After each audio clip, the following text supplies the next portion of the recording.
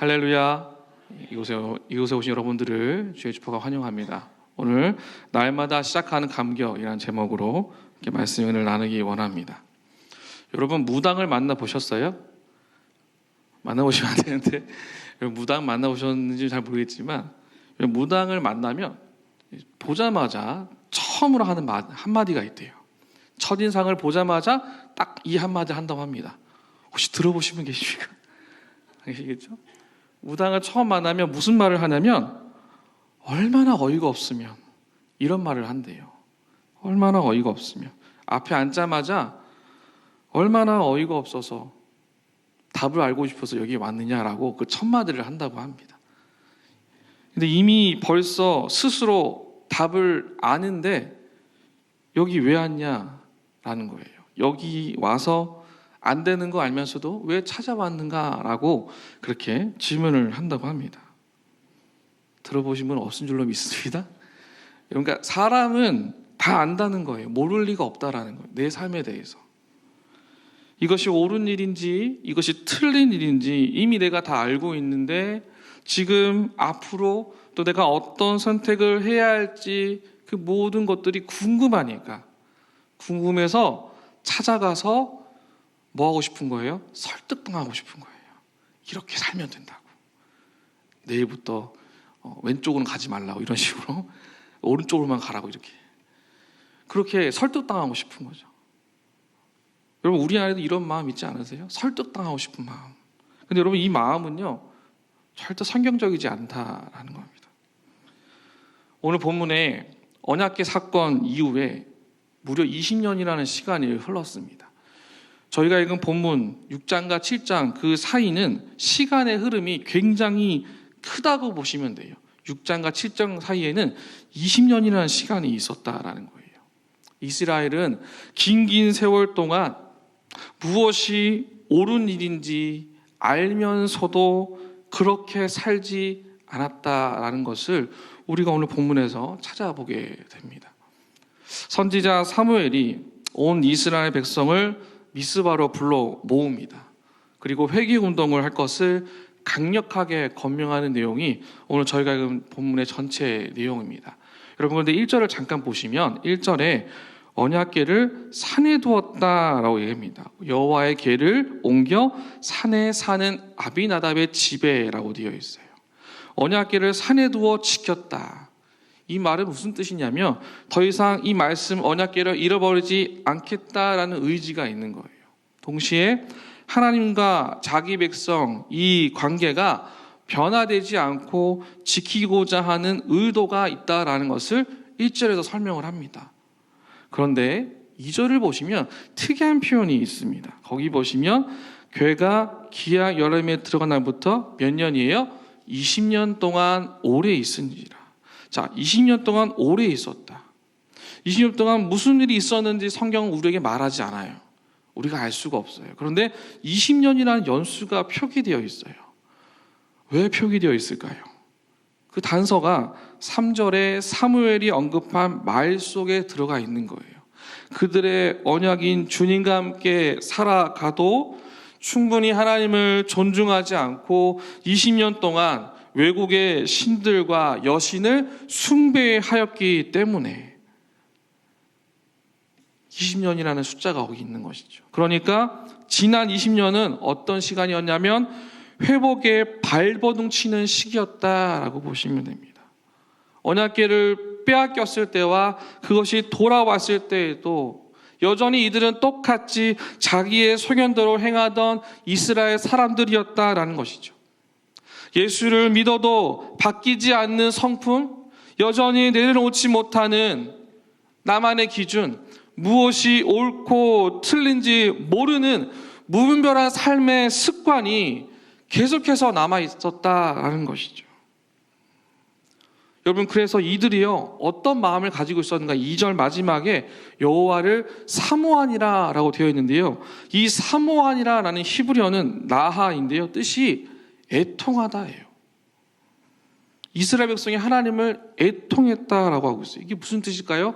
그들이 고통 중에 있었다라는 거예요. 그런데 이 고통은 블레셋의 억압을 말하는 겁니다. 블레셋의 약탈과 억압이 다시 있었다라는 것을 그들이 사모한다, 애통하다는 마음으로 설명을 했어요. 그게 왜 기록되어 있냐면 저희가 읽은 이 본문 7장에는 블레셋이라는 단어가 11번이나 나옵니다.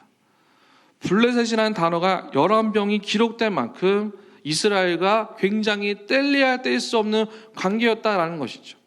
친해서 뗄래야 뗄 수 없는 게 아니라 블레셋이 이스라엘을 계속 괴롭히고 어려움을 주기 때문에, 그래서 그들이 고통 중에 있었다라는 거예요. 근데 이들의 고통이 있었던 이유는 무엇인가? 무분별하고 정확한 믿음이 하나님 앞에 서 있지 않았기 때문에. 당시 이스라엘 백성은 가나안 신들을 숭배하는 습관이 여전히 남아 있었다라는 거예요. 예수를 믿어도 가끔 무당을 찾아가는 것처럼 하나님께서는 이 우상 숭배하는 이스라엘 백성을 다시 블레셋의 손에 넘긴 것입니다. 팔아버린 것이 아니고 그냥 알아서가 아니고 버린 것이 아니라 넘긴 것이에요. 왜냐하면 하나님은 우리에게 주어진 이스라엘 백성이 가지고 있는 그 악함을 그냥 보고만 있지 않으시기 때문에 다시 일하시기 위해서 이 일을 행하셨다라는 거예요. 언약궤를 다시 찾았을 때의 감격을 다시 되찾을 수 있도록, 주님은 다시 그 예배드림의 감격을 경험하고 회복할 수 있도록 블레셋을 주셔서 그 이름을 붙드는 감격을 다시 되찾을 수 있도록 인도하신다라는 겁니다. 이스라엘은요, 하나님께 복받는 백성이기 때문이다라는 것이죠.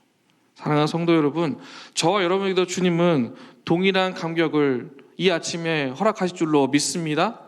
우리 앞에 놓여있는 블레셋이 왜 있을까가 아니라 그것을 주심으로 오늘도 내가 이 자리에서, 오늘도 내가 예배의 현장에서 하나님의 이름을 부르짖으며 주님만이 소망이 하는 그 믿음, 그 단단한 믿음을 세울 수 있도록 이끄시는 하나님, 하나님 외에 다른 것을 의지하는 그 악함을 그냥 보고만 계시지 않으시고 어떻게 해서든 다시 돌이키시는 하나님, 그 주님의 손길을 이 아침에 경험하신 은혜가 있으시기를 주님의 이름으로 축복합니다.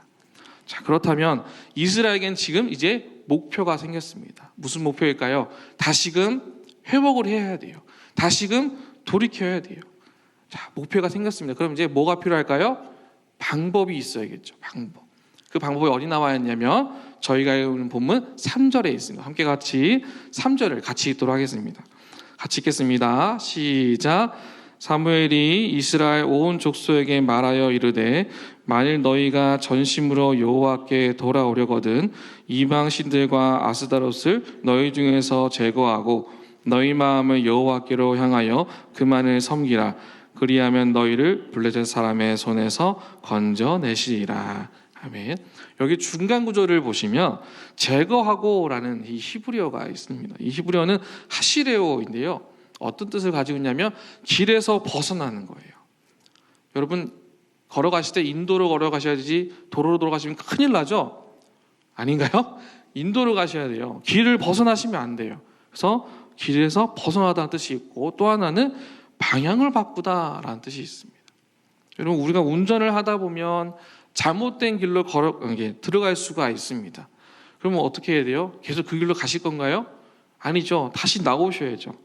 그 길에서 벗어나서 제대로 된 방향으로 내 운전대를 돌리셔야 되는 거예요. 여러분 하나님을 향해 내 인생의 운전대의 방향을 돌리라라고 사무엘은 그렇게 이야기를 하고 있는 거예요. 언제요? 날마다 매일매일 제대로 갈 수 있는 길을 걸어가자라고 우리에게 권면하고 있는 것이죠. 내가 가는 길이 괜찮은 것 같아 보여도 그 방향으로 계속 갈 수 없다라는 거예요. 이 세상이 이 방향이다라고 말할지라도 방향을 돌려서 하나님께서 가라고 하시는 방향으로 우리는 돌아가야 한다라고 사무엘이 이스라엘 백성에게 권면을 하고 있다라는 것이죠. 사무엘은요, 지금 우리가 가지고 있는 지금 이스라엘 백성들이 가지고 있는 우상들로부터 그렇게 방향을 바꾸라라고 도전을 하고 있는 겁니다. 그런데 이 도전이 그냥 단순히 그냥 해라고 말하는, 아무런 근거도 없이 말하는 것이 아니라 성경 여러 군데에서 믿음의 선배들이 어떻게 이 길에서 성공했는지를 보여주면서 도전을 하고 있습니다. 그 도전이 어디 나와 있냐면 창세기 35장 2절에 나와 있는데요. 우리 함께 같이 읽도록 하겠습니다. 시작. 야곱이 이에 자기 집안 사람과 자기와 함께한 모든 자에게 이르되 너희 중에 있는 이방 신상들을 버리고 자신을 정결하게 하고 너희들의 의복을 바꾸어 입으라. 그렇죠? 야곱이 그렇게 했거든요. 또 하나 모범이 있는데요. 여호수아서 24장 14절입니다. 우리 함께 같이 읽도록 하겠습니다. 시작. 그러므로 이제는 여호와를 경외하며 온전함과 진실함으로 그를 섬기라. 너희의 조상들이 강 족족과 애굽에서 섬기던 신들을 치워버리고 여호와만 섬기라. 이 두 사람 믿음의 선배를 보여준 거예요. 분명 이들에게 도전이 될 만한 모델을 보여주었을 겁니다. 창세기의 야곱, 여호수아서의 여호수아, 이와 같은 믿음의 선배를 지금 똑같은 상황에 처해 있는 상황 속에서 어떻게 했는지, 어떻게 외치고 돌아섰는지 성경을 찾아서 보란 듯이 선포하였을 겁니다. 그렇게 선포하면서 사무엘은 두 가지의 방법을 이야기합니다. 3절에 두 가지가 등장하는데요. 첫 번째는 무엇이냐면 이방 신들과 아스다롯을 너희 중에서 제거하라 라고 얘기를 합니다. 여러분 저기 표현을 잘 보셔야 돼요. 이방 신들과 아스다롯, 다 같은 이방 신으로 이렇게 묶으면 되는데 구분해서 이야기를 합니다. 자, 아스다롯이 조금 더 강조가 되겠죠. 아스다롯은 누구냐면 가나안 땅에서 만들어진 우상이에요. 이걸 믿는 너희를 말하는데 여기서의 너희는 어린아이부터 장년을 이르기까지 모든 세대를 말하는 거예요. 그 모든 세대에게 아스다롯을 제거하라고 얘기를 합니다. 그럼 아스다롯이 누굴까요? 풍요의 상징입니다. 풍요의 상징 가진 신인데 바알의 사상 안에 있는 신이에요. 이 신의 특징은 자연이 모든 생명의 시작이라는 진화론을 따라가는 거예요. 그러니까 세상적 경험, 내가 가진 본능, 욕망에 충실하면 된다라고 설명되는 신입니다. 사무엘은 우리 안에 있는 이런 본능과 욕망, 세상적 경험으로 쫓아가는 이 진화론적인 생각을 제거해야 한다라는 거예요. 하나님의 창조와 질서, 그 섭리, 그 말씀이 주는 계시를 거부하고 자꾸 본능적인 욕구를 따르도록 하는 모든 종류의 세속적인 인본주의를 제거해야 한다는 것이죠. 여러분 이건 눈에 보이지 않습니다. 눈에 보이지 않는 이것을 우리 마음에서 제거해야 한다라고 사무엘은 이들에게 도전을 하고 있습니다. 그런데 여러분 저희 안에도 이 마음이 있는 거 아십니까? 우리 안에 이 마음이 어떻게 있을까요? 책임 회피라는 마음으로 있죠. 난 전혀 상관없어. 그러니 책임질 이유도 없다. 나만 바라보고 나만 편하면 된다라는 그런 책임 회피의 마음이 우리 안에 있다라는 거예요. 여러분 주님은 십자가의 사건을 통해서 나와 아무 상관없는 그 죄된 십자가를 지고 주님께서 책임을 감당하시며 걸어가신 십자가의 사건이 있음에도 불구하고 우리의 삶 가운데 여전히 나만 잘 살면 된다고 생각하는 마음, 내 이웃을 내면과 가지고 돌아보지 않는 그 마음, 책임지려고 하지 않는 마음, 어떻게 되겠지, 시간이 해결해 주겠지, 그냥 내버려두는 그 책임 회피의 마음, 그 마음을 하나씩 제거해야 한다는 것이죠. 두 번째는 인정하지 않는 거예요. 죽어도 저 사람은 인정하지 못해. 옛날 드라마 보시는 이런 대사가 있잖아요. 내 눈에 흙이 들어가기 전까지는 절대 인정하지 않을 거야. 절대 안 돼. 그리고 그런 마음 혹시 여전히 있으십니까? 내 눈에 흙이 들어가기 전까지는 내가 용서하지 않을 거야. 저 사람 바라보지 않을 거야. 함께하지 않을 거야. 요즘에 내 마음속에 그런 마음들이 켜켜이 쌓여 있어서 이런 자기중심적인 마음들이 하나부터 열까지 계속 많아지고 또 많아져서 여러 사람 상처 주는 생각과 본능이 충실한 상태. 이렇게 안 하면 안 되는, 부들부들 떨리는 것처럼 절제가 되지 않는 상태. 혹시 우리 안에 있으시다면 이 아스드라웃을 우리가 제거해야 한다는 거예요. 여러분, 이 땅을 살아가고 있는 한국 사회의 관계 속에 참 여러 가지 문제가 있습니다. 그런데 그 문제가 계속해서 발생하는 이유들 중에 하나는 무엇이냐면 본능에 충실해서 나만 바라보기 때문에 생기는 겁니다. 본능에 충실해서 내가 책임지지 않으면 된다는 생각, 내가 편안하면 다 괜찮다는 생각, 그래서 우리의 마음속에 무책임한 생각들, 인정하지 않은 마음들이 날마다 샘솟듯이 가득해지고, 그것이 가득해져서 어떤 문제가 생길까요? 갈등으로 나타난다면 여러분, 우리 안에 참된 그리스도의 향기가 드러나기 어렵다라는 것이죠. 그래서 사무엘은 이제까지 그렇게 살았으니 이제는 이 모습을 제거하자라는 거예요. 하나씩 없애자라는 거예요.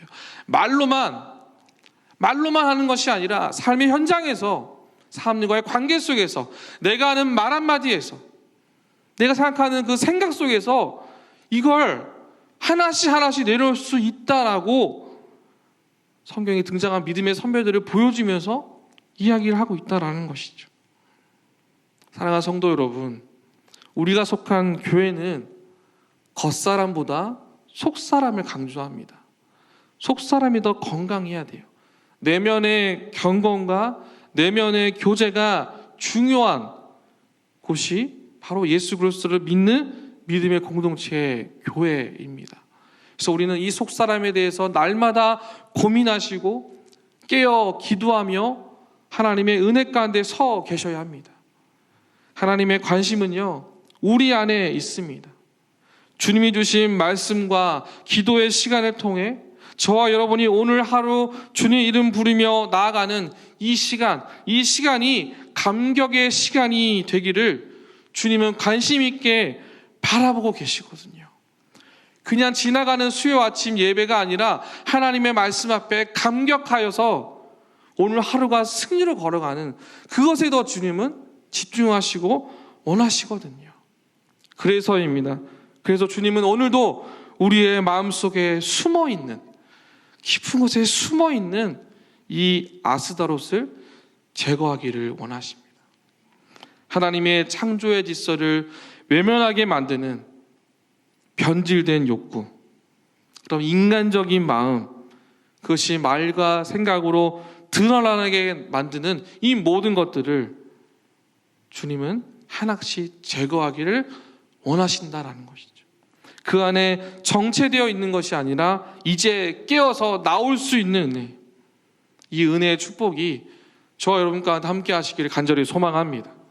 하나님의 백성들이 거룩함의 손상을 입었다면 다시 주님은 거룩함을 회복하게 만드는 은혜의 감격의 사건을 우리에게 허락해 주실 겁니다.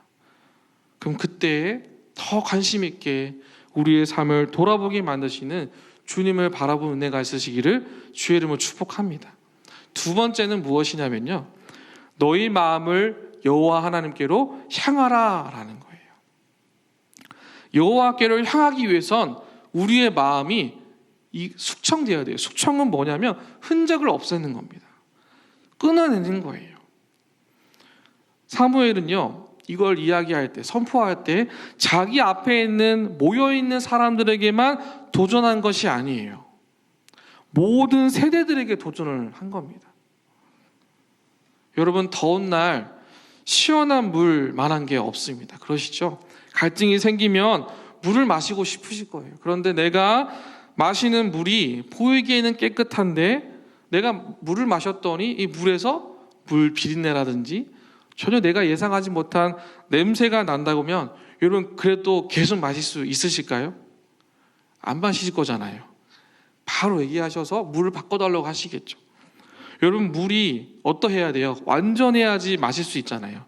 잘 정화되어야지 마실 수 있는 것처럼 여러분, 물이 정화되어서 우리가 마시기에 적합한 것처럼 이 깨끗한 물을 제대로 정하실 수 있도록 모든 것들이 바뀌어져야 된다는 거예요.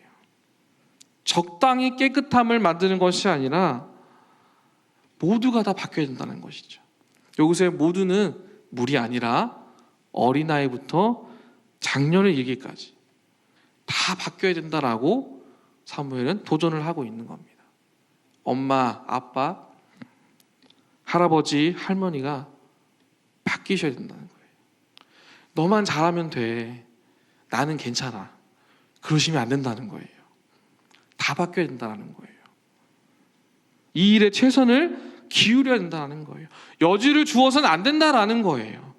이 정도 하면 되겠지가 아니라 우린 모두가 다 바뀔 수 있도록 여지를 주지 않고 다 가야 된다. 삶 속에서의 개혁이 필요하다라는 것이죠. 그래서 여러분, 우리는 날마다 이 시작되어진 감격의 은혜가 필요합니다. 왜요? 내가 메마르지 않아야 하거든요. 내가 메마르지 않고 물을 시원하게 마실 수 있을 만큼 줄 수 있어야지 그것이 흘러가게 되거든요. 나만 잘하면 되겠지가 아니라 나와 함께하는 가족, 내 사랑하는 자녀, 나의 남편, 나의 아내 모두가 다 하나님의 은혜 가운데서 새로워지기를 사모하는 것, 그것이 우리에게 필요한 지혜라는 거예요. 여호와께 향한다는 건 그겁니다.